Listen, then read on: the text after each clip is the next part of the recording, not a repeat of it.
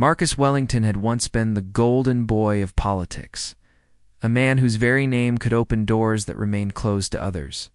His rise to power had been nothing short of meteoric, a carefully orchestrated climb from a small-town lawyer to one of the most influential figures in the country.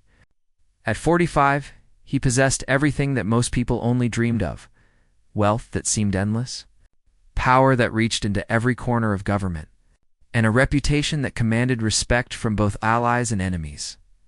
His mansion sprawled across 15 acres of perfectly manicured grounds, complete with a private golf course, tennis court, and a wine cellar that housed bottles worth more than most people's annual salaries. The walls of his study were lined with photographs of him shaking hands with presidents, prime ministers, and celebrities. Awards and honorary degrees covered every available surface, testament to a career that had seemed destined for greatness. Marcus had built his political empire through a combination of natural charisma, strategic intelligence, reading people's desires and telling them exactly what they wanted to hear. His speeches drew crowds of thousands. Media had once loved him almost as much as the voters did. Newspaper editorials praised his vision and leadership. Magazine covers featured his confident smile and perfectly styled silver hair. Television producers competed for exclusive interviews, knowing that anything Marcus Wellington said would generate headlines and boost. Ratings taught his family life had seemed just as perfect as his public image. Sarah, his wife of 20 years, was a former model who had given up her career to support his political ambitions. She stood beside him at countless rallies and fundraisers, always perfectly dressed and graciously charming to everyone she met. Their 2 children, Emma and James, were honor students who attended the most prestigious private schools money could buy. Marcus had convinced himself that he deserved all of this success. After all, he worked 18-hour days, sacrificed personal relationships for political gain, and made tough decisions that other politicians were too weak to make. He told himself that the occasional ethical shortcuts he took were justified by the greater good he was accomplishing. But success had slowly poisoned him in ways he never noticed. The constant praise made him believe he was untouchable. The endless stream of people seeking his favor made him feel like a king dispensing favors to grateful subjects. Most dangerously, the wealth and power insulated him from the consequences of his actions, creating a bubble of privilege that distorted his view of right and wrong. The first compromise had been small, accepting a generous campaign donation from a construction company in exchange for supporting a zoning change that would increase their profits. Marcus told himself it was perfectly legal and that the development would create jobs for his constituents. The money helped fund a successful re-election campaign, and nobody got hurt. So what was the harm? The second compromise was larger. A different construction firm offered him a personal consulting fee for helping them secure a government contract. The fee was substantial enough to pay for Emma's college tuition at Harvard, and Marcus rationalized that his expertise was worth the money they were offering. Besides, the company was perfectly qualified for the job, so he was just helping ensure that the best candidate won the contract. Each subsequent compromise became easier to justify and harder to resist. The amounts grew larger, the favors more significant, and Marcus's ability to see the moral implications grew dimmer. He was like a man walking deeper into a fog, unable to see how far he had strayed from the path until it was too late to find his way back. The construction companies weren't content with small favors and occasional contracts. They wanted bigger projects, more lucrative deals, and fewer questions asked about their methods and materials. Marcus found himself approving developments that he privately knew were problematic, supporting legislation that benefited his benefactors at the expense of public safety, and using his influence to silence critics who raised uncomfortable questions. The money flowed into offshore accounts that Marcus convinced himself were just prudent financial planning. The gifts, expensive watches, luxury vacations, even a yacht that was officially owned by a shell company, were just tokens of appreciation from grateful business partners. He had become so skilled at self-deception that he genuinely believed his own rationalizations. Sarah began to notice changes in her husband, though she couldn't quite identify what was wrong. He became more secretive about his work, taking phone calls in private and spending long hours in his study with the door locked. His temper grew shorter, especially when she asked questions about their suddenly improved financial situation. When she expressed concern about some of the developments he was supporting, Marcus would dismiss her worries with condescending explanations about political realities that she supposedly couldn't understand. The children noticed changes too. Their father, once attentive and involved in their activities, became increasingly distant and preoccupied. Family dinners became tense affairs, where Marcus would check his phone constantly and snap at anyone who interrupted his concentration.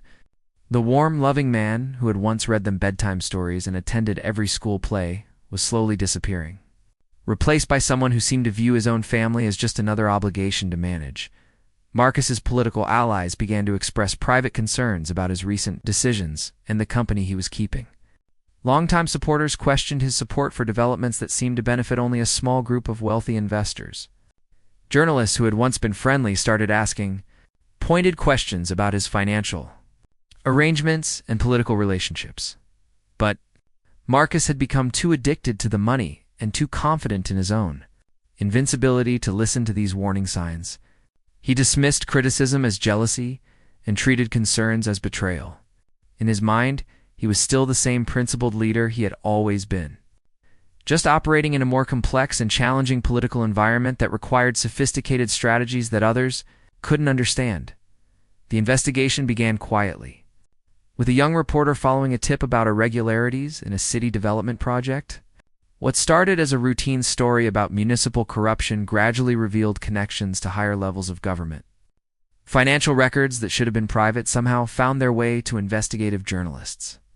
Witnesses who had remained silent for years suddenly became willing to talk. Marcus first learned about the investigation from his chief of staff, who burst into his office one morning with a newspaper in his hands and panic in his eyes. The headline read, "Local politicians under investigation for construction corruption." Marcus's name wasn't mentioned in the article, but several of his associates were, and he knew it was only a matter of time before the trail led to him. The scandal broke on a Tuesday morning that Marcus would never forget. He was sitting in his favorite leather chair, sipping Ethiopian coffee from a cup that cost more than most people spent on groceries in a week, when his phone began ringing with the persistence of a fire alarm. His chief of staff's voice was barely controlled panic as he explained that every major newspaper in the country was running front-page stories about Marcus's financial arrangements with construction companies. The evidence was overwhelming and meticulously documented. Photographers had captured him accepting envelopes of cash in restaurant parking lots. Bank records showed mysterious deposits that coincided perfectly with votes on key development projects. Recordings of phone conversations revealed Marcus explicitly promising political favors in exchange for money. The investigation had been thorough and professional, building an airtight case that left no room for denial or explanation. Marcus's first instinct was to fight back with the same aggressive tactics that had served him well throughout his political career. He called emergency meetings with his legal team, his public relations specialists, and his most trusted political allies. Surely they could find a way to discredit the evidence, attack the credibility of the investigators, or shift blame to subordinates who had acted without his knowledge. But as the day progressed, it became clear that this scandal was different from the minor controversies he had weathered in the past. The evidence was too solid, too extensive, and too well documented to dismiss. Worse yet, the story was spreading across social media faster than his damage control team could respond. Videos of his questionable meetings were being shared millions of times. Accompanied by angry commentary from citizens who felt betrayed by his corruption, television news programs interrupted regular programming to cover the developing story. Marcus watched in horror as his carefully constructed public image crumbled in real time. Political commentators who had once praised his leadership now dissected his downfall with barely concealed satisfaction. Former allies distanced themselves from him with statements expressing shock and disappointment at his alleged behavior. The media circus that surrounded his mansion was unlike anything Marcus had ever experienced.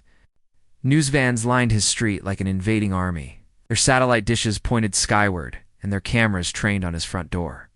Reporters shouted questions whenever anyone entered or left the property. Helicopters circled overhead, capturing aerial footage of his luxurious estate for viewers who were already forming opinions about his guilt based on the obvious wealth that his salary alone could never have provided. Sarah's reaction was the most devastating blow of all. She had always been his strongest supporter, defending him against criticism and standing by his side through previous minor scandals, but this time was different.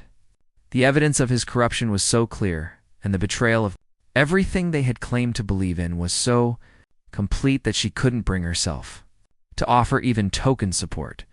Their confrontation that evening was brutal and final. Sarah had spent the day reading through the evidence that journalists had compiled, and she realized that her husband had been lying to her for years about his income, his activities, and his values. The expensive gifts, the luxury vacations, the children's private school tuition, all of it had been paid for with dirty money that Marcus had stolen from the public trust. "How could you do this to us?" she asked, her voice breaking with a mixture of rage and heartbreak. "How could you destroy everything we built together for money? We had enough. We had more than enough. What was worth throwing away 20 years of marriage and your children's respect?" Marcus tried to explain, to justify his actions, with the same rationalizations he had used to convince himself. He talked about the pressures of political life, the need to compete with other politicians who were also taking money, the good that his corrupt deals had ultimately accomplished for their community. But even as he spoke, he could hear how hollow and self-serving his excuses sounded. The children's reactions were perhaps even more painful than Sarah's anger. Emma, who was in her sophomore year at Harvard, called him crying after seeing news coverage of the scandal on her doormate's laptop. She had always been proud to tell people that her father was making a difference in the world, and now she was humiliated to be associated with his name. James, still in high school, became the target of cruel jokes and pointed questions from classmates who had seen their family's downfall broadcasted on national television within a week. Marcus's political party had expelled him from membership and called for his immediate resignation from office.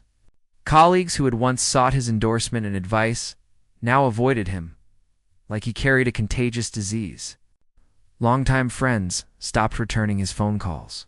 Social invitations that had once filled his calendar disappeared entirely. The financial consequences were swift and merciless. Federal investigators froze his bank accounts while they traced the sources of his wealth. Legal fees consumed his remaining liquid assets faster than he had ever imagined possible. The yacht, the luxury cars, the expensive artwork, everything was either seized by authorities or sold to pay for his defense. Marcus was forced to resign from his political positions in disgrace, ending a career that had once seemed destined for even greater heights. The man who had dreamed of running for president someday now couldn't even get a meeting with local party officials.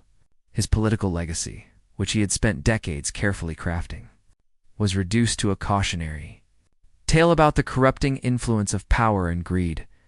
The mansion that had once hosted elaborate fundraising parties and intimate dinners with world leaders became a prison of shame. Marcus found himself unable to leave the property without facing angry protesters, aggressive reporters, and curious onlookers who wanted to see the fallen politician up close. The grounds that had once been his pride and joy now felt like the walls of a cage that grew smaller each day. Sleep became elusive as Marcus lay awake night after night, replaying the decisions that had led to his downfall. He tried to identify the exact moment when he had crossed the line from ethical politician to corrupt criminal, but the boundaries had been blurred so gradually that he couldn't pinpoint when the transformation had occurred. Each compromise had seemed reasonable at the time. Each payment had felt justified by the good he was accomplishing. Each lie had appeared necessary to protect the greater mission, as weeks turned into months. Marcus's isolation became complete. Sarah had moved back to her mother's house with the children, taking only their personal belongings and leaving behind all the luxury items that had been purchased with his illegal income. The staff who had once maintained his estate and managed his schedule found other employment, leaving him alone in rooms that echoed with memories of better times. The silence was deafening after years of constant activity. Endless meetings and the perpetual buzz of phones and electronic devices that had defined his political life. Marcus found himself drinking heavily, just to quiet the thoughts that raced through his mind during the long, empty hours. The expensive whiskey that he consumed in increasing quantities couldn't wash away the shame, but it numbed the pain enough to make sleep possible. His drinking problem developed with frightening speed, fueled by isolation, depression, and the complete collapse of everything that had given his life meaning and structure. The man who had once maintained perfect physical fitness and presented an image of discipline and control now spent days unshaven and unwashed. Consuming alcohol from the moment he woke up until he passed out each night, the anger that had initially been directed at the media, the investigators, and his former allies gradually turned inward, then outward again toward anyone and everyone who still had what he had lost. Marcus began to resent successful politicians who appeared on television, wealthy businessmen who attended charity events, and even ordinary citizens who seemed to live normal, happy lives without the burden of public disgrace that now defined his existence. The idea that would ultimately lead to Marcus's complete destruction came to him during one of his darkest moments. As he sat surrounded by empty bottles and crumpled newspapers in his study at 3 a.m, he was watching late-night news coverage of the Queen's upcoming visit to the city, an event that would bring international attention. In media coverage to the Royal Palace Museum, the news reporter was describing the elaborate security arrangements and ceremonial protocols that would accompany the royal visit. The camera showed footage of the royal guards who would stand watch during the Queen's tour, young soldiers in their magnificent red and gold uniforms. Standing at perfect attention with rifles at their sides, these guards were members of an elite unit, selected for their physical fitness, mental discipline, and unwavering dedication to duty. Marcus's alcohol clouded. Mind began to focus on these images with an intensity that surprised him. Here were young men, probably no older than his own son James, who commanded respect and admiration from everyone who saw them. Tourists traveled thousands of miles just to take photographs with these guards. Children looked at them with wonder and awe. Adults spoke about them in hushed, reverent tones. The contrast between their honored position and his own disgrace was like a knife twisting in Marcus's chest. These soldiers, who were probably earning modest military salaries, received more genuine respect and admiration in a single day than Marcus could now hope for in the rest of his lifetime.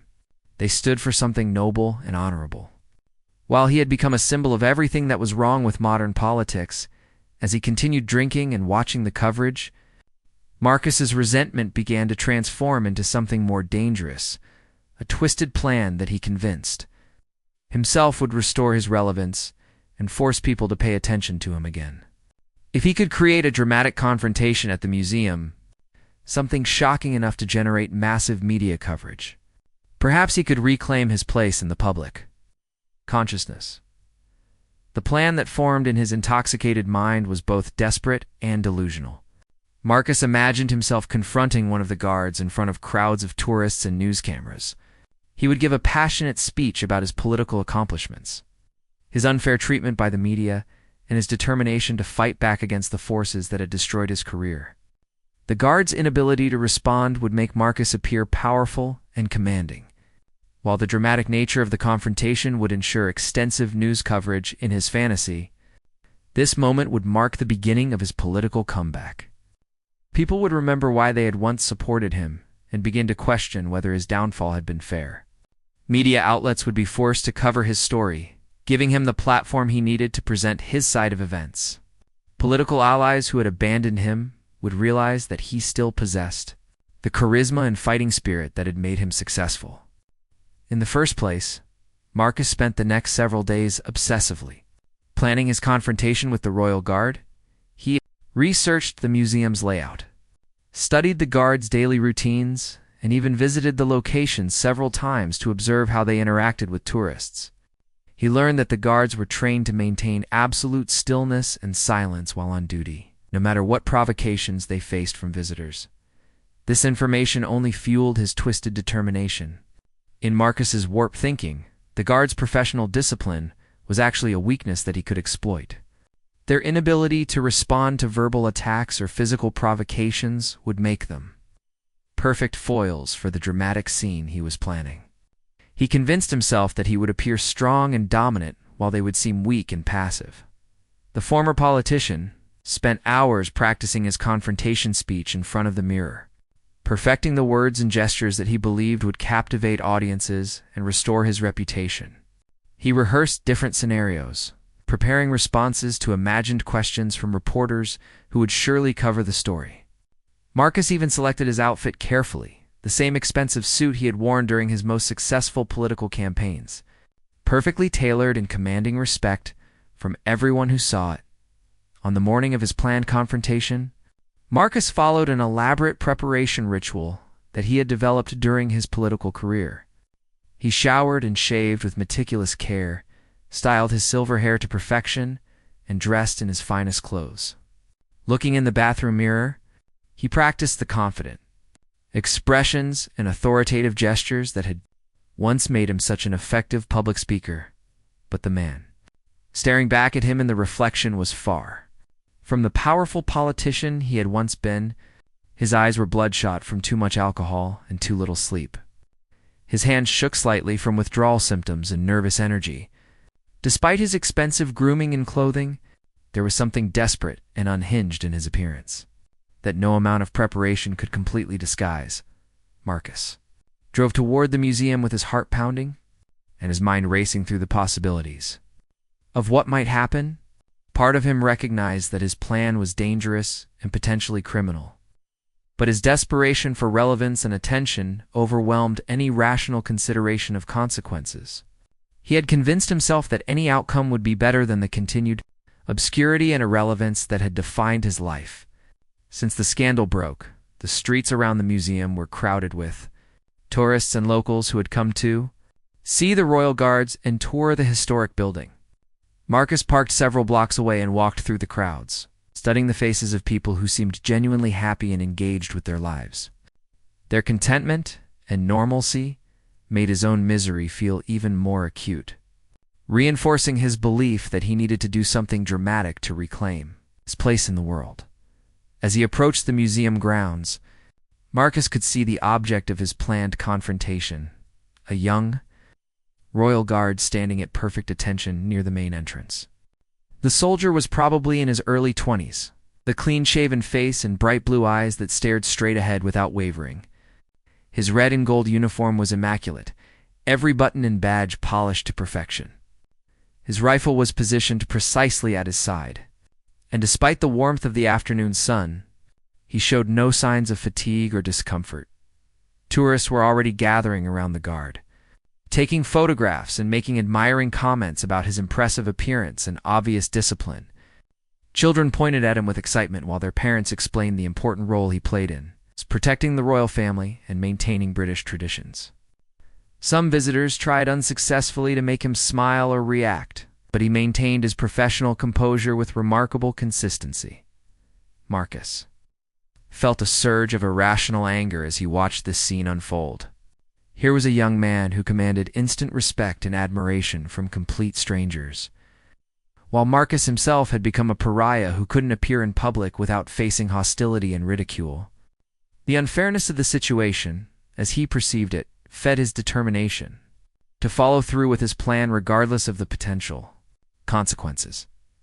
He checked his watch and realized that it was almost time to execute the confrontation he had been planning and rehearsing for days. His hands were sweating despite the cool temperature. His mouth felt dry from a combination of nervousness and the after effects of his morning drinking. This was his moment to reclaim his relevance and force the world to pay attention to Marcus Wellington once again. The guard continued to stand motionless, unaware that he was about to become the target of a desperate man's attempt to recapture lost glory and forgotten importance.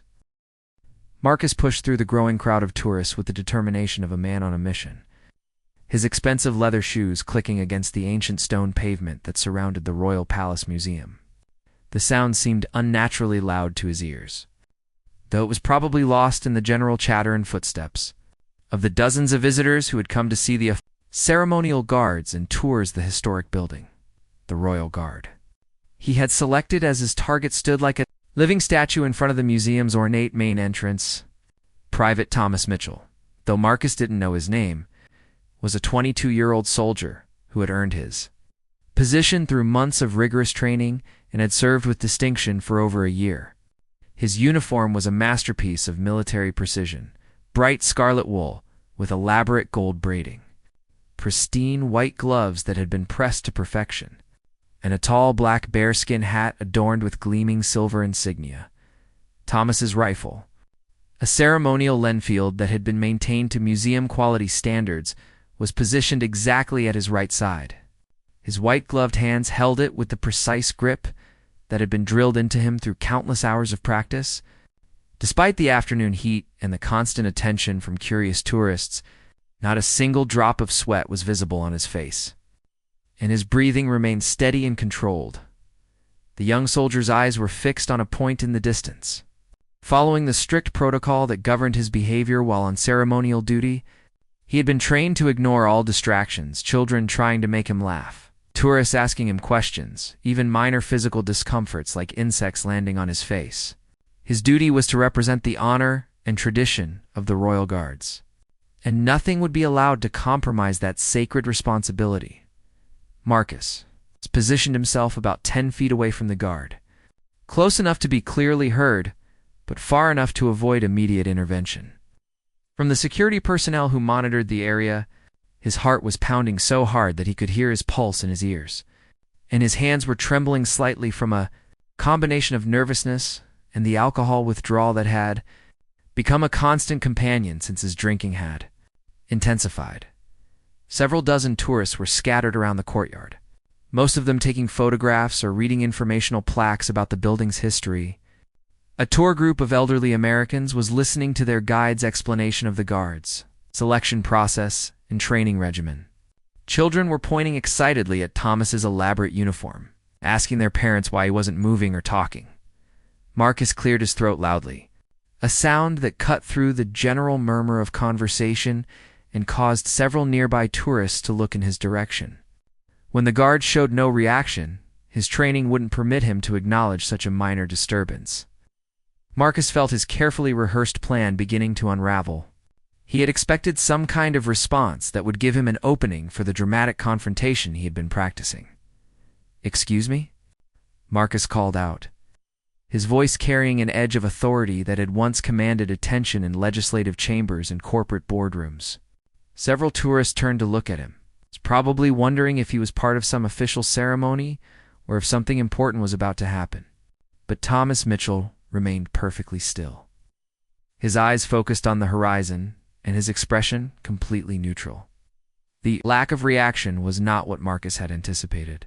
In his fantasies about this moment, he had imagined that his commanding presence and obvious importance would at least cause the guard to glance in his direction, giving him the opening he needed to deliver his prepared speech about political persecution and his determination to fight back against his enemies. Instead, the young soldier's complete indifference made Marcus feel even more invisible and powerless than he had during the long months of isolation following his scandal. Here he was, a former politician who had once influenced national policy and commanded respect from world leaders, and he couldn't even get a reaction from a 20-something soldier standing guard duty. Marcus's frustration began to build like pressure in a steam boiler.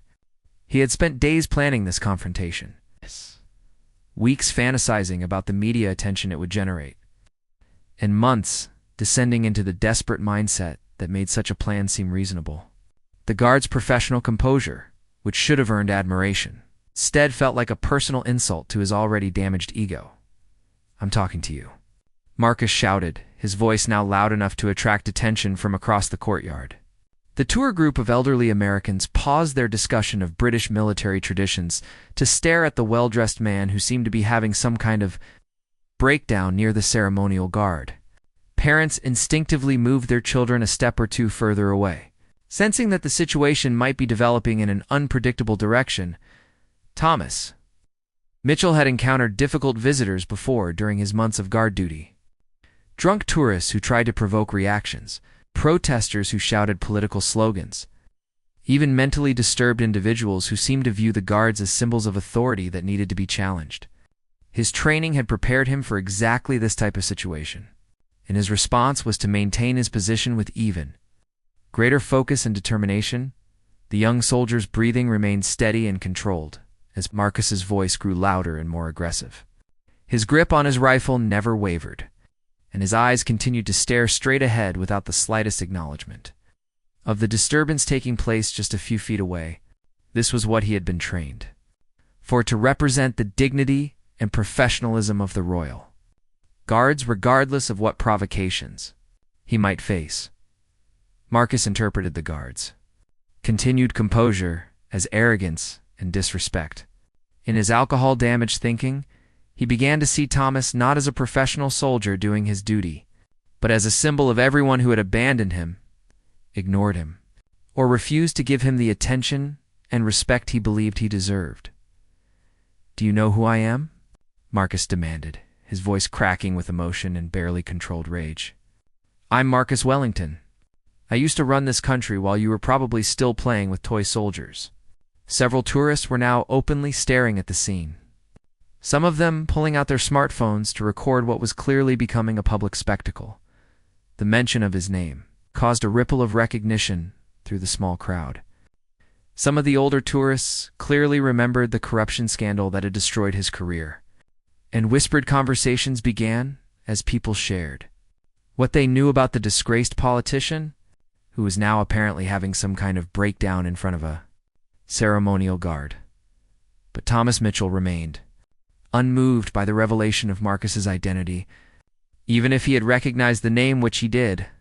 Having read about the corruption scandal in the newspapers, his duty was the same regardless of who was trying to provoke him. Whether the person shouting at him was a famous politician or a complete nobody, his response would be identical: maintain position, ignore distractions, and represent the honor of his unit with dignity and professionalism. Marcus's frustration reached a dangerous peak as he realized that even revealing his identity hadn't generated the reaction he had hoped for. The guard's continued indifference felt like the ultimate rejection, final confirmation that he had become completely irrelevant and powerless. The anger that had been building in him for months, fueled by alcohol and desperation, finally overwhelmed what remained of his rational thinking. Without fully processing what he was about to do, Marcus stepped forward and raised his right hand. The movement was sudden enough that several tourists gasped, sensing that something terrible was about to happen. Thomas Mitchell's training had prepared him for verbal abuse, political protests, and even minor physical provocations. But he was not permitted to move from his position unless he or others were in serious danger. The slap that followed was delivered with all the force that Marcus could muster, driven by months of pent-up rage, humiliation, and desperation. The sound echoed across the stone courtyard like a gunshot, instantly silencing every conversation and drawing the attention of everyone within 100 yards. The force of the blow caused Thomas's head to jerk to the side, and a bright red mark immediately appeared on his left cheek.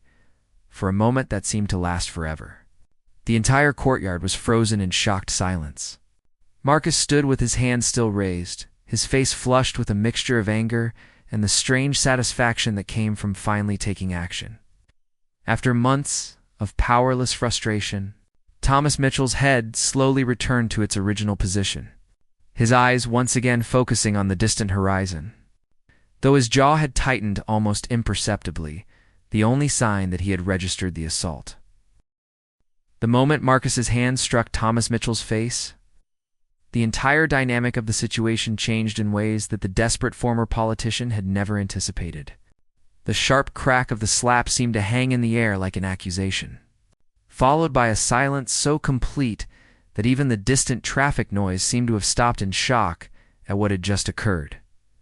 Thomas's head had jerked from the force of the blow, but his recovery was swift and professional. The bright red handprint on his left cheek stood out starkly against his pale skin, a visible reminder of the assault for everyone to see. Yet despite being physically attacked by a man twice his age, the young soldier maintained his composure with the kind of discipline that only months of intensive training could produce.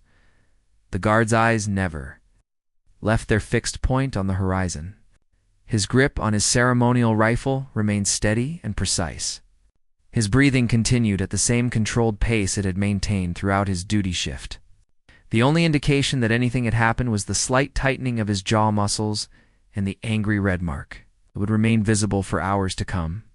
For Marcus, the moment of striking the guard had provided a brief, intoxicating rush of power and control that he hadn't felt since before his scandal broke. For those few seconds, he had been the one taking action, while others watched and reacted. He had forced a response from the world around him, even if it wasn't the response he had originally planned. But that feeling of power lasted only until the reality of what he had done began to sink in. The tourists who had been peacefully enjoying their afternoon at the museum were now staring at him with expressions of horror, disgust, and disbelief. Children were crying or hiding behind their parents. Adults were pulling out their phones to call for help or to record evidence of what they had witnessed. "Oh my God, did he just hit that guard?" gasped an elderly woman from the American tour group, her voice carrying clearly across the stunned courtyard. "Someone call the police," shouted another tourist, already dialing emergency services on his mobile phone. The peaceful atmosphere that had characterized the afternoon was completely shattered, replaced by chaos and outrage. Within 30 seconds of the assault, the sound of running footsteps could be heard approaching from multiple directions.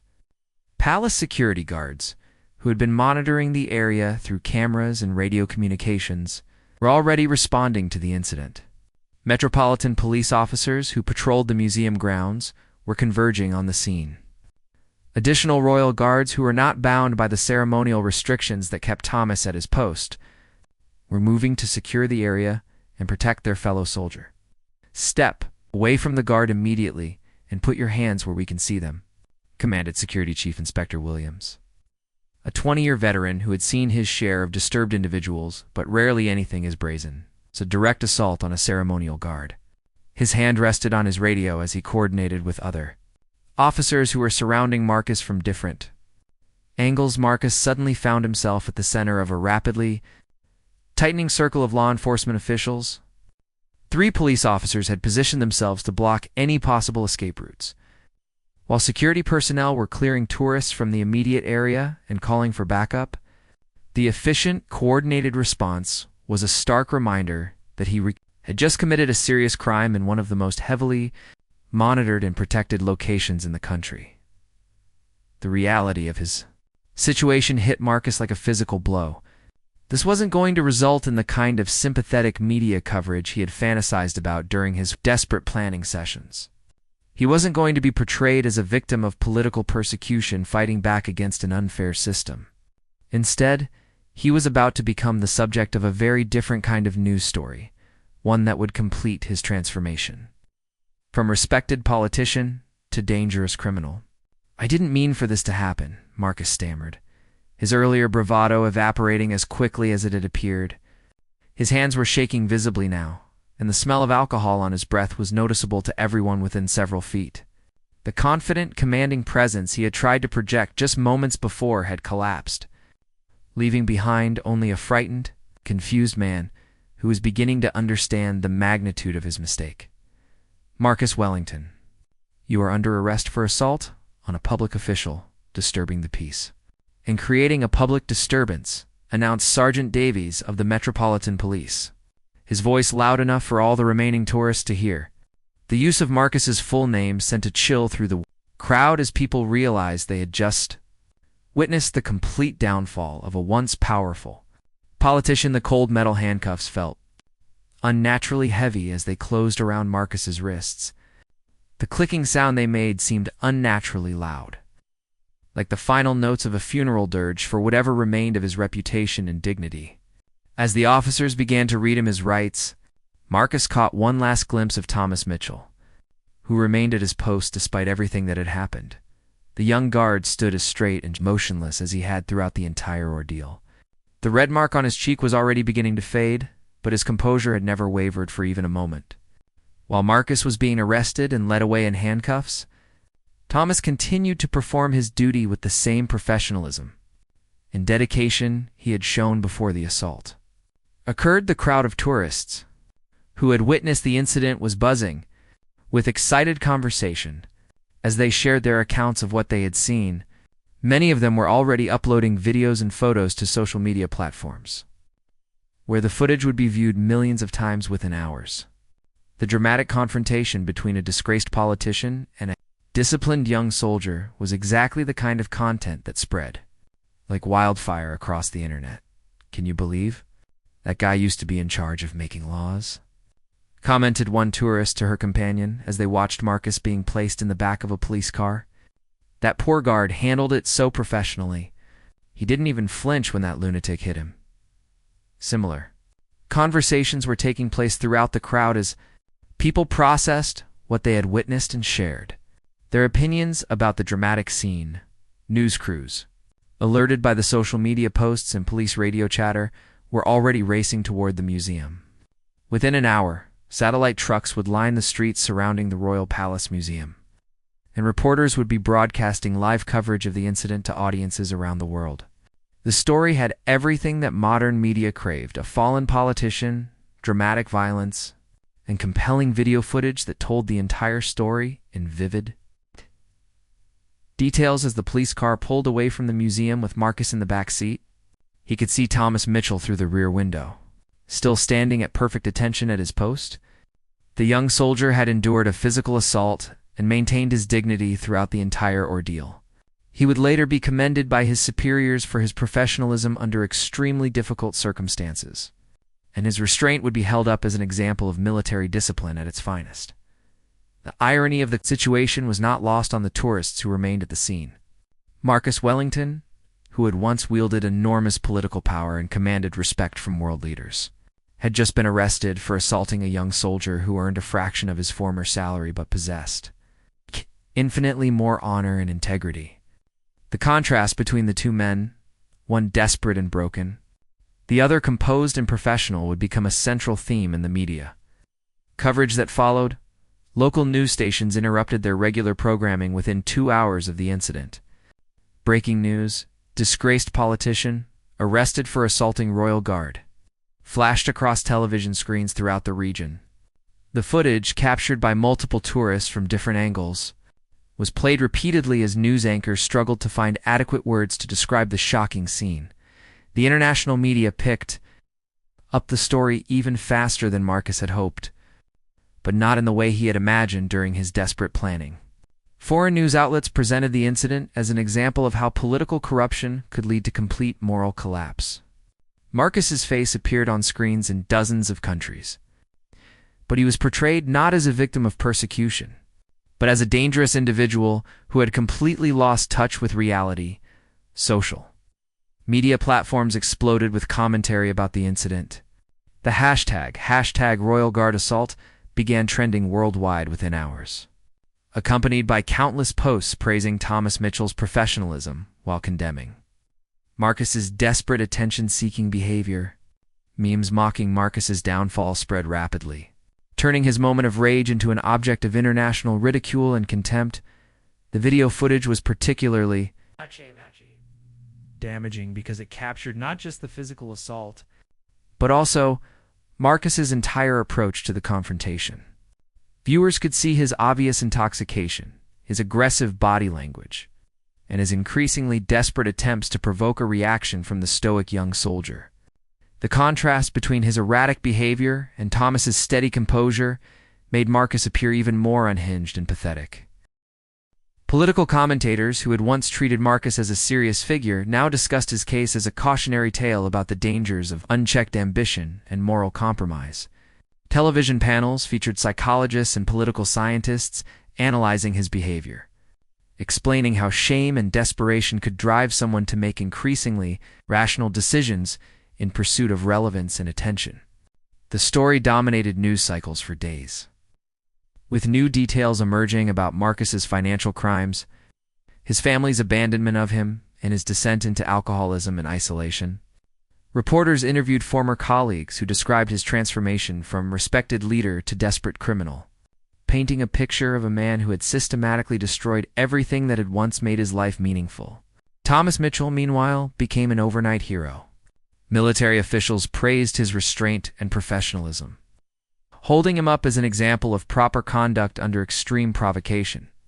A crowdfunding campaign started by strangers raised thousands of pounds for him within days. Though he would later donate the money to military charities rather than keeping it for himself, the young soldier gave only one brief interview about the incident, demonstrating the same quiet dignity he had shown during the assault itself. "I was simply doing my job," he told a reporter. "We're trained to maintain our composure regardless of what happens around us. I hold no ill will toward anyone, and hope this gentleman gets the help he obviously needs." Even Marcus's response to the assault was captured on camera, showing him in handcuffs, expressing regret and confusion about his actions. The footage revealed a broken man who seemed genuinely shocked by what he had done, as if he couldn't quite believe that he had been capable of such behavior. His mumbled apologies and obvious distress only reinforced the impression that he had suffered a complete psychological breakdown. 18 months after the incident at the Royal Palace Museum, Marcus Wellington sat in the cramped living room of a one-bedroom apartment in East London, a neighborhood he had never visited during his years of wealth and political power. The contrast between his current surroundings and his former mansion was stark and deliberate. He had chosen this modest accommodation not out of financial necessity alone, but as part of his ongoing attempt to understand how the majority of his former constituents actually lived. The apartment was furnished with items from charity shops and discount stores, a far cry from the Italian leather furniture and imported artwork that had once filled his study. The walls were bare except for a single photograph, not of his political achievements or celebrity encounters, but a picture of Emma and James from their childhood, taken during a family vacation before his corruption had destroyed everything they had built together. Marcus had served 8 months in Pentonville prison, a sentence that was shorter than many had expected but longer than his expensive legal team had hoped to achieve. The judge had taken into account his lack of prior criminal history and his obvious mental health struggles, but it also emphasized the need for public figures to be held to higher standards of behavior, especially when their actions involved assaulting public servants. Prison had been a revelation for Marcus in ways he could have anticipated. Stripped of the wealth, status, and connections that had insulated him from consequences throughout his adult life, he was forced to interact with people whose experiences were vastly different from his own privileged background. His cellmate, a young man named David, who was serving time for burglary driven by drug addiction, had challenged many of Marcus's assumptions about crime, poverty, and personal responsibility. "You think you're the first person to mess up their life because they got greedy?" David had asked during one of their late-night conversations. "At least you had choices, mate. At least you had opportunities to do something decent with your life. Some of us never got those chances." The comment had stung because it was true. Ow. Marcus had possessed every advantage that society could offer, and he had thrown it all away for money he didn't even need. The prison's mandatory counseling sessions had been more effective than Marcus initially expected. Dr. Sarah Chen, the facility's head psychologist, had helped him understand that his assault on Thomas Mitchell wasn't really about the young soldier at all. It was about his inability to accept responsibility for his own downfall and his desperate need to feel powerful again. Even if that power came through violence and intimidation, you struck that guard because he represented everything you had lost, Dr. Chen had explained during one particularly difficult session. His discipline, his honor, his sense of purpose. These were qualities you once possessed but had abandoned in pursuit of money and status. Instead of facing the truth about your own choices, you lashed out at someone who embodied the person you could have been. The insight had been painful but transformative. Marcus began to understand that his corruption hadn't started with accepting bribes from construction companies.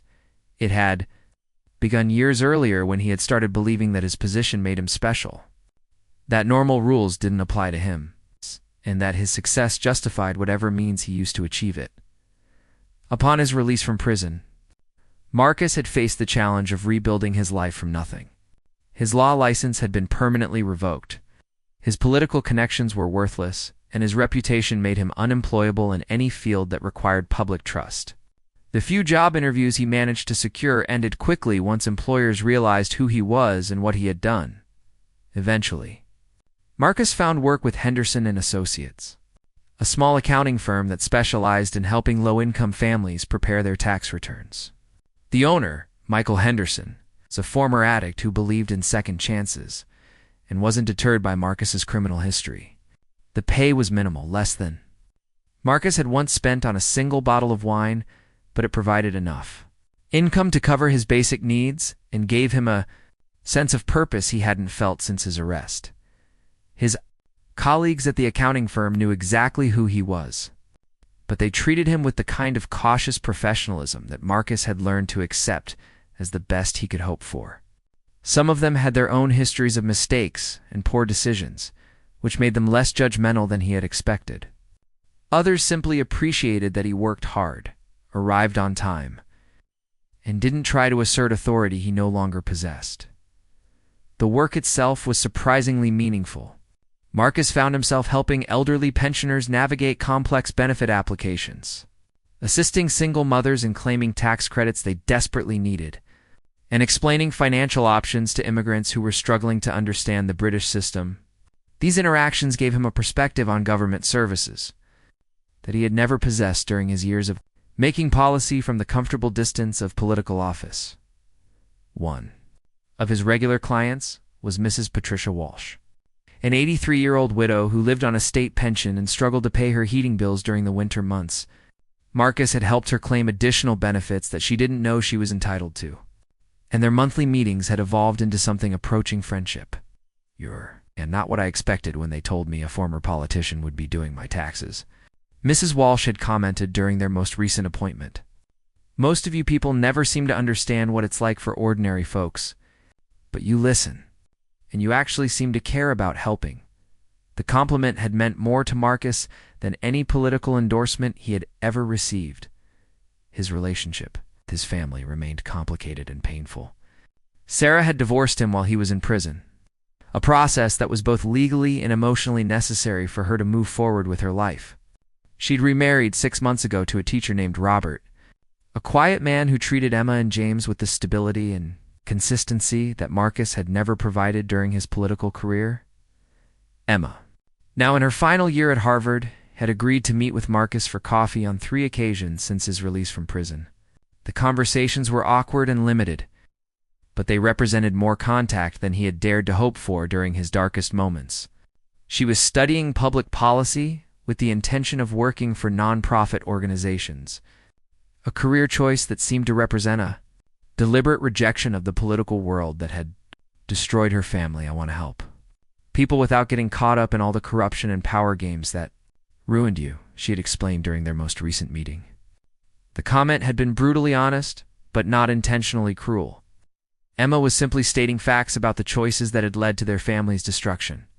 James, now 17, and preparing for university entrance exams, had been less willing to maintain contact with his father. The assault on the Royal Guard had occurred during a particularly vulnerable period in his adolescence, and the humiliation had affected him more deeply than Emma's more mature perspective had allowed her to process. Marcus respected his son's decision to limit their contact, though it remained one of the most painful consequences of his actions. The media attention that had once defined Marcus's existence had finally faded to occasional references in articles about political corruption or assault cases. His name still appeared in Google searches, but the stories were historical rather than current. He had achieved his goal of remaining in the public consciousness, but as a cautionary tale rather than a respected leader. Thomas Mitchell had been promoted to sergeant and was now serving with distinction in an active military unit. Marcus had written several letters of apology to the young soldier over the months following his release from prison, but he had never sent them. Dr. Chen had advised him that his apologies, while sincere, might not be welcome and could seem like another attempt to insert himself into Thomas's life for his own emotional benefit rather than out of genuine concern for the person he had harmed. Instead, Marcus had made a donation to the military charity that Thomas had chosen to support with the crowdfunding, money that had been raised in his honor. The contribution was made anonymously and represented a significant portion of Marcus's modest savings. But it felt like the right way to express his remorse without imposing his need for forgiveness on someone who had already shown him more grace than he deserved. On quiet evenings, in his small apartment, Marcus often reflected on the journey that had brought him from the heights of political power to his current circumstances. The transformation had been painful and humiliating, but it had also been necessary. The man who had struck a young soldier in a desperate attempt to reclaim lost relevance was gone, replaced by someone who was still learning how to live with dignity and purpose. Without the external validation that had once defined his existence, the attention he had once craved so desperately no longer seemed important. Instead of seeking headlines and recognition, Marcus focused on small, private acts of service, helping his clients navigate bureaucratic challenges, volunteering at a local food bank on weekends, treating service workers with genuine respect and courtesy. These actions would never make the news or restore his reputation. But they represented something more valuable than fame or power. They represented genuine worth and authentic human connection. Marcus Wellington had finally learned the difference between being important and being useful, between commanding attention and earning respect, between wielding power and making a difference. The journey from disgrace to redemption was far from complete. But for the first time in years, he was moving in the right direction. He had discovered that true rehabilitation wasn't about returning to what he had lost, but about becoming someone better than he had ever been before.